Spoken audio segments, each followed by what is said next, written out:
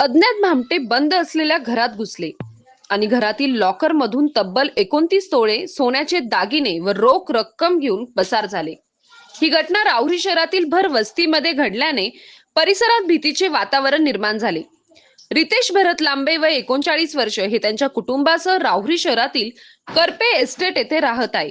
रितेश लांबे यांचे वडील भरत दगडू लांबे हे आजारी असल्याने त्यांना अहिल्यानगर येथील रुग्णालयात उपचारासाठी दाखल केले होते. दिनांक 9 जून 2026 रोजी दुपारी 12 वाजता रितेश लांबे व घरातील सर्वजण घराला कुलूप लावून घराची चावी शेजारी राहणारे रवी प्रकाश इंगळे यांच्याकडे देऊन अहिल्यानगर येथे गेले होते. मात्र भरत दगडू लांबे हे मयत झाले. त्यांचा अंत्यविधी झाल्यानंतर रितेश लांबे यांनी घरी येऊन घरातील लॉकर उघडले. त्यावेळी त्यांना घरात चोरी झाल्याचे लक्षात आले. दरम्यान अज्ञात भामट्यांनी लांबे यांच्या घरात घुसून घरातील लॉकर मधील 29 तोळ्याचे सोन्याचे दागिने व 50,500 रुपये रोख रक्कम असा मुद्देमाल चोरून नेला. पोलीस निरीक्षक रवींद्र देशमुख यांच्या मार्गदर्शनाखाली पोलीस पथकाने घटनास्थळी जाऊन पंचनामा केला.